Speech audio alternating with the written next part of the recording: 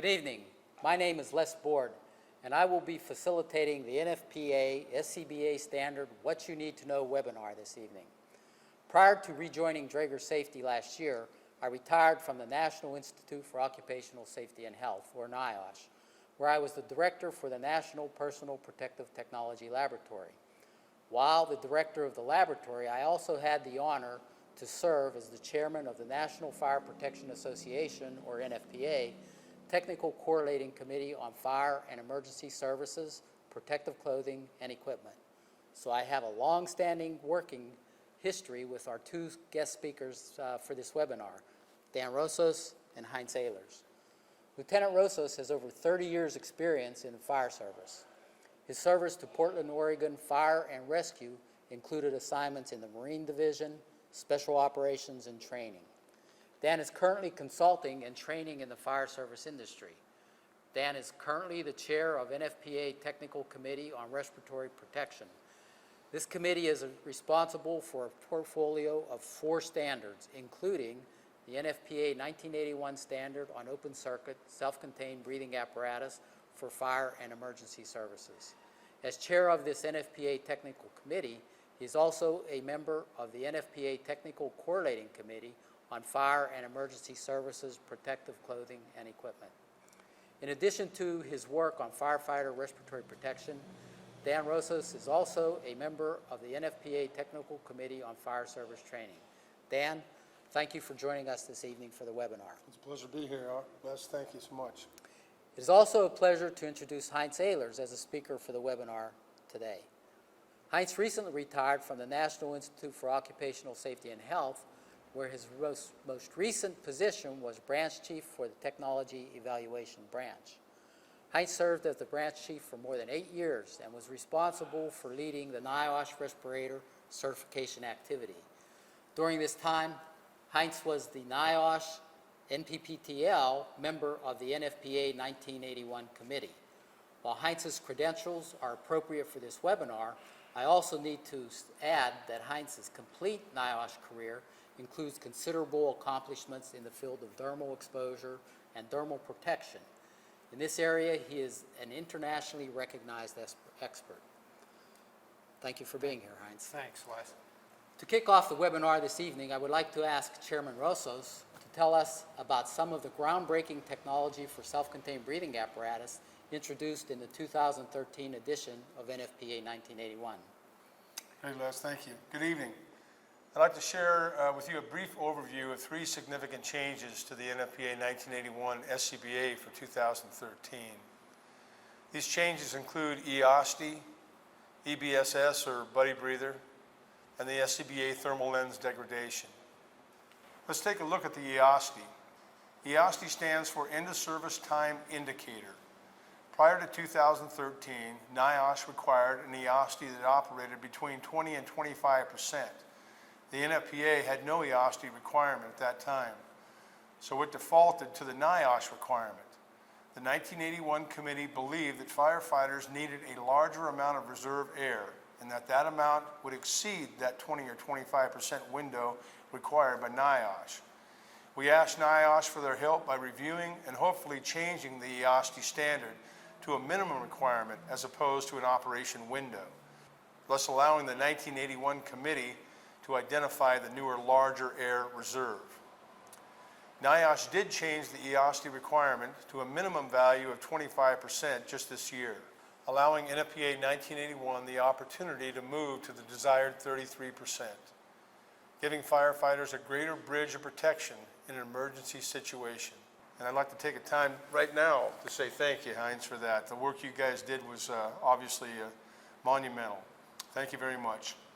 Here's an example of how that would look for each cylinder type. This is calculated at a breathing rate of 80 liters a minute. The gain would be approximately 1 1/3 minutes for the 1,200 liter cylinder and 1 5/6 or about 2 minutes for the 1,800 liter cylinder and 2.5 minutes for the 2,400 liter cylinder. Next, we'll look at EBSS. EBSS stands for Emergency Breathing Safety System or Buddy Breather. EBSS has been approved on SCBAs in the 2013 edition of 1981. Prior to this edition and back to 1984, NIOSH had prohibited the use of buddy breathers. So any device you've had prior to this new edition was and is not approved for the purpose of buddy breathing. NIOSH again listened to the firefighters and revised their standard, allowing EBSS to now be certified for use with structure firefighting SCBAs only. Many organizations believe EBSS is an essential piece of equipment that should be on every SCBA, while others are very concerned about its use. Hearing these concerns, the committee has elected not to require EBSS on SCBA, but to allow it as an accessory only. Now the committee can, even as an accessory, develop performance and test criteria for EBSS, giving those departments that choose to purchase EBSS the assurance that it will perform safely. SCBAs with EBSS have some unique performance and design requirements. Some examples are they must have the capability to flow a minimum of 200 liters a minute, which is about twice that required of an SCBA without EBSS. The connection for EBSS must be located after the first stage regulator on the low pressure side of the system. The EBSS must have a check valve so no contaminants can enter the hose, and the hose must be a minimum of 20 inches long. An additional requirement is that the EBSS must connect with only one action.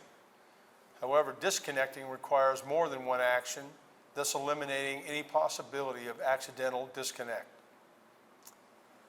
I'd like to spend the rest of the time we have discussing SCBA lens thermal degradation and the impact it's had in the fire service.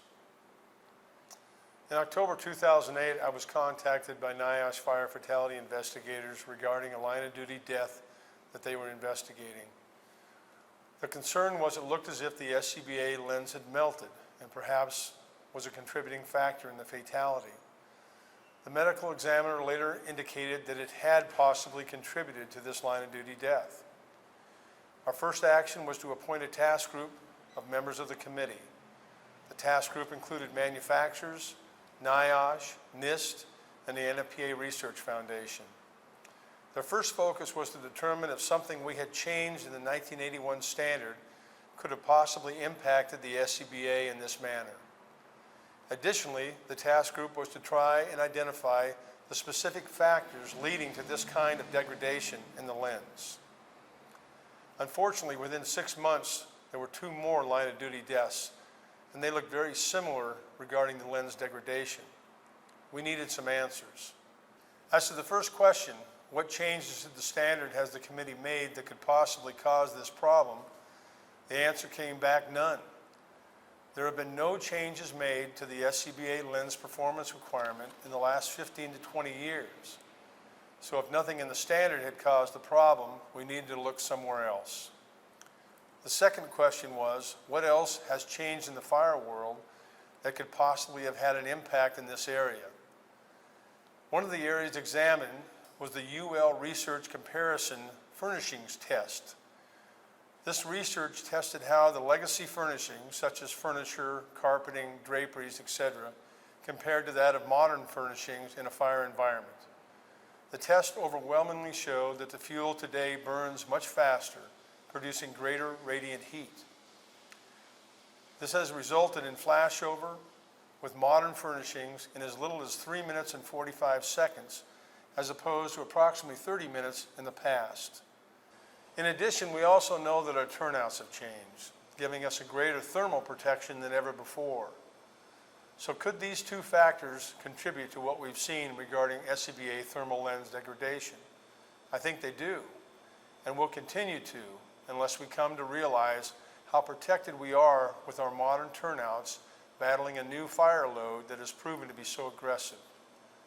I was asked to present the task group's findings at the Emergency First Responders Respirators Thermal Characteristics Workshop in Pittsburgh. My presentation at the workshop and my personal belief is that the improved thermal protection of firefighters' outer garments, the turnout, has reduced the firefighters' sensory ability to recognize catastrophic thermal environments. With that being said, did the committee make any changes to the new SCBA lens to address these issues? Yes, we did. The new lens performance requirements for 2013 are 500 degrees F for 5 minutes, followed by a direct flame impact for 10 seconds, fully engulfing the SCBA. An additional test exposes the lens specifically to 15 kilowatts per meter squared for 5 minutes. I was asked the question, will these changes finally solve the problem? I think you already know my answer. Unfortunately, no. Everything we design has some limitation. We will never be able to make equipment that will take the place of the fire service knowing what it can and can't do and requiring the discipline to stay within those limits. I'm often asked the question, so what can the fire service do now? Number one, please reevaluate your SOPs, making sure they address these new fire loads. Number two, understand how your new turnouts impact you positively and negatively. Remember, these new fuels are more aggressive, resulting in significantly less time before we find ourselves in a catastrophic event. Also, this new fuel load produces even greater radiant heat, which has been proven to be most destructive to our PPE. The situation is neither philosophical or theoretical. These are real firefighters who have lost their lives. We need to reevaluate how we do what we do. Thanks, Dan. The technical requirements you mentioned had to be extremely challenging for the committee to tackle. Perhaps the challenge was even more complex due to the interrelationship with NIOSH research, regulations, and policy. To help us better understand the NIOSH role in development of the NFPA 1981 standard, I'd like to ask Heinz Ehlers to discuss the same issues and the challenges NIOSH faced in dealing with these regulations. Okay, thanks, Les and Dan. NIOSH became aware of problems with the SCBA facepiece lenses from a number of firefighter fatality investigation program reports and comments from the firefighter community. Several FFIP reports suggested that the lens failed and let in fire gases while the SCBA still had air available. Some examples are the line of duty death that occurred at a Pennsylvania training facility in 2005, and additional line of duty deaths in Florida, Texas, Virginia, Alabama. Even though these failures apparently happened at temperatures well in excess of the rated temperature of the lens, they are troubling. It's always hard to determine the exact exposure temperature when there is a fatality, but there's a fair inference that as current bunker gear has improved, the lens may have become the weakest link in the protection system. NIOSH, NFPA, NIST, and the SCBA manufacturers developed proposed requirements to increase the lens temperature capability to over 500 degrees.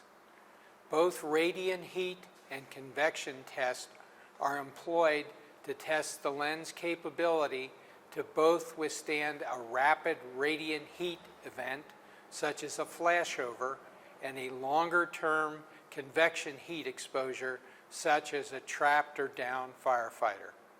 NFPA compliance testing laboratories have the testing responsibility for the high temperature performance. NIOSH regulations and EOSTI, the end of service time indicator.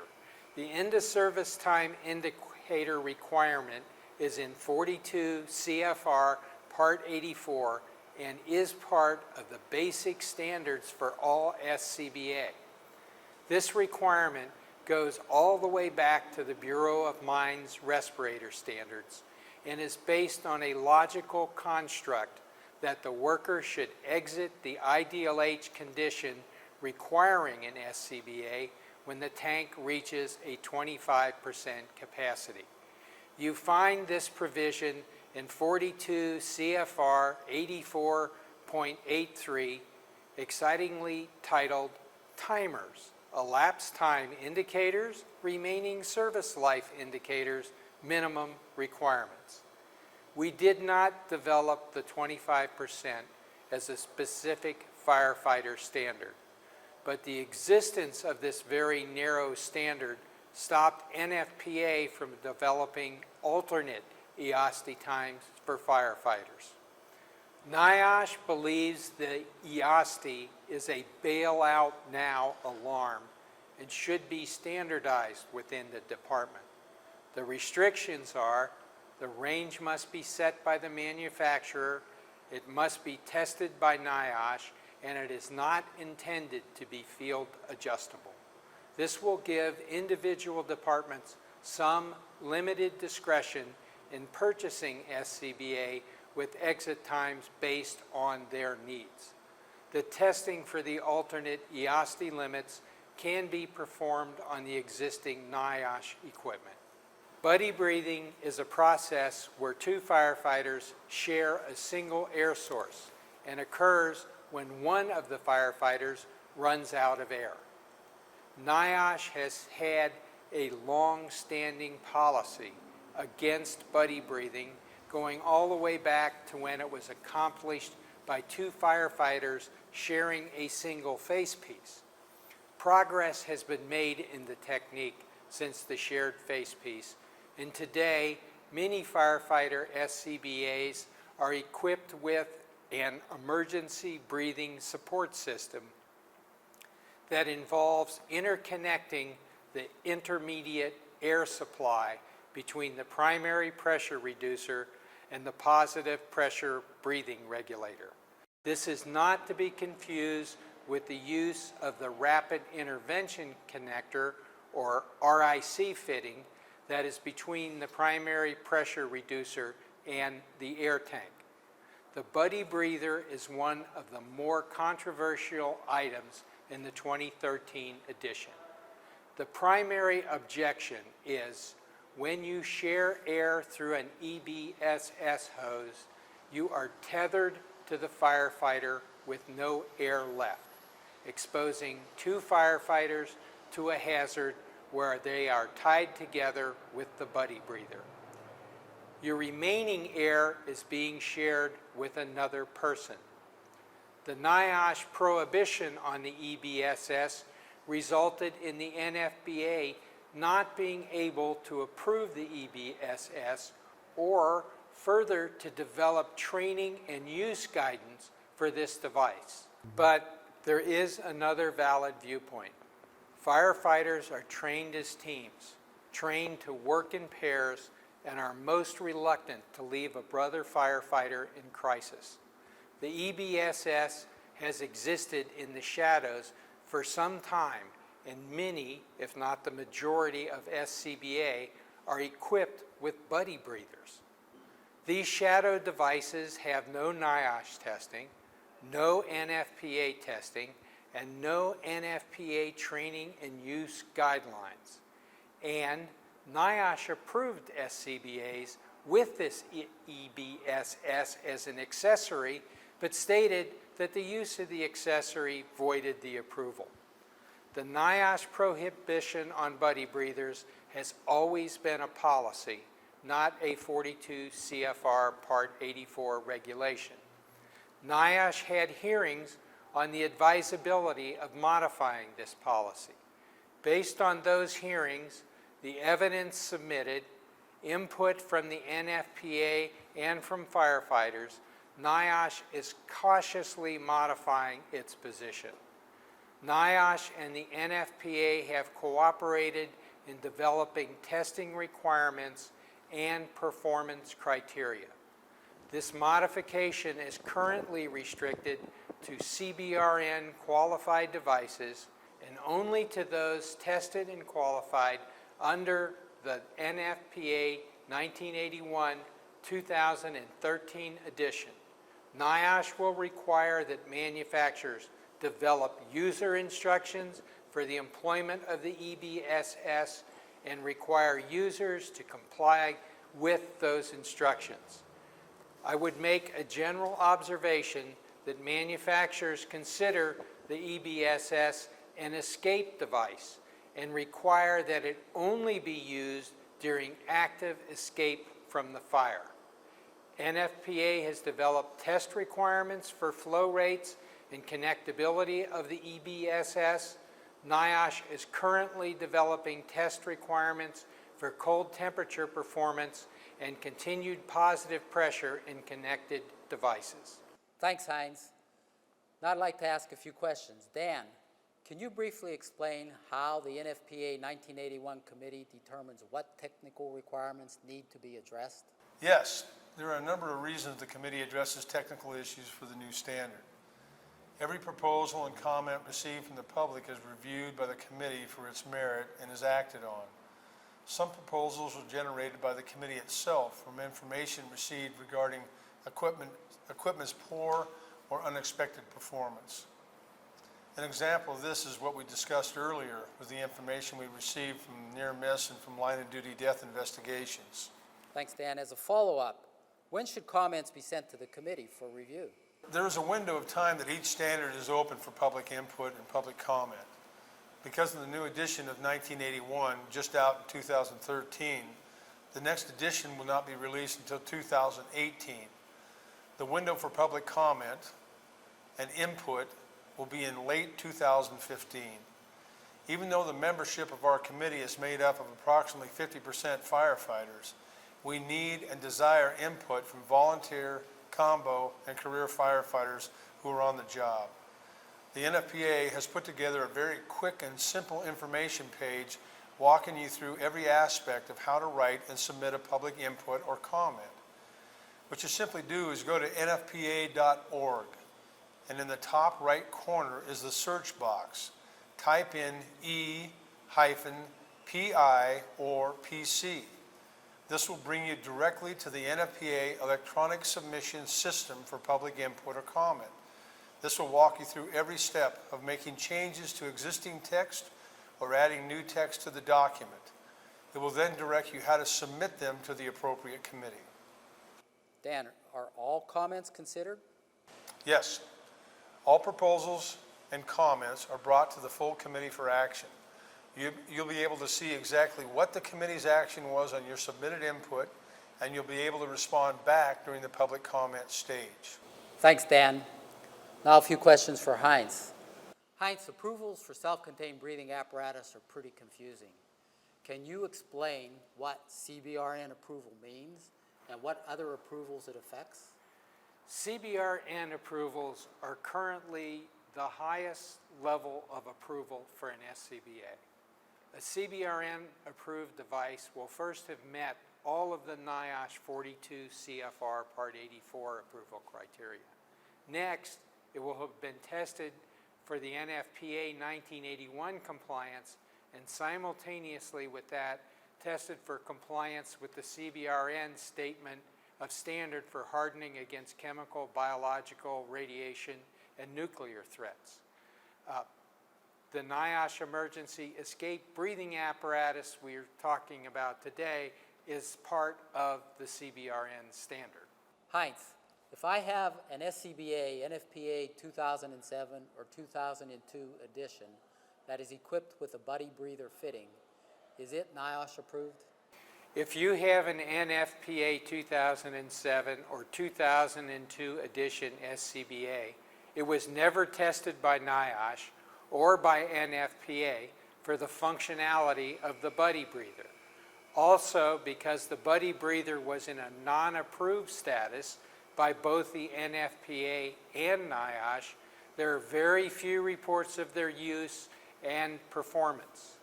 The new provisions under 2013 allow both NIOSH and NFPA to test this accessory and develop appropriate training and use specifications.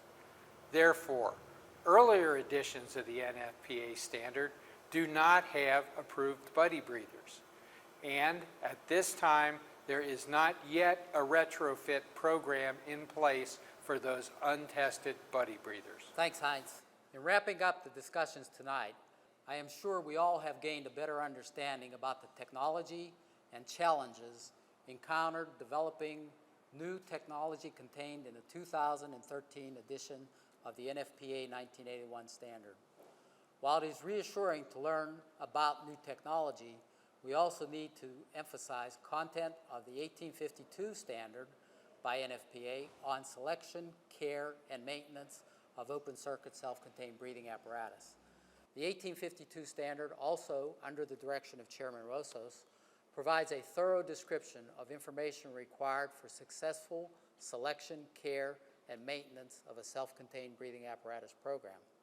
Without properly adhering to the framework of this standard, the technology introduced in NFPA 1981 will not be utilized to its full potential.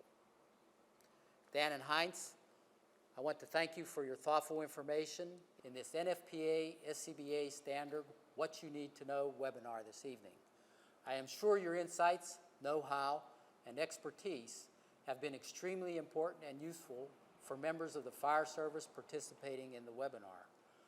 I am also sure your contributions to the state-of-the-art technology for self-contained breathing apparatus will be beneficial to firefighters who rely on their SCBAs. I would also like to thank the Pleasant Hills Volunteer Fire Company for their help with this webinar. I would like to thank Dräger for sponsoring the webinar, and you can see this webinar as well as all previous Dräger webinars at drager.com/webinars. Finally, I would like to thank you for attending this webinar. Stay safe and good night. Thank you.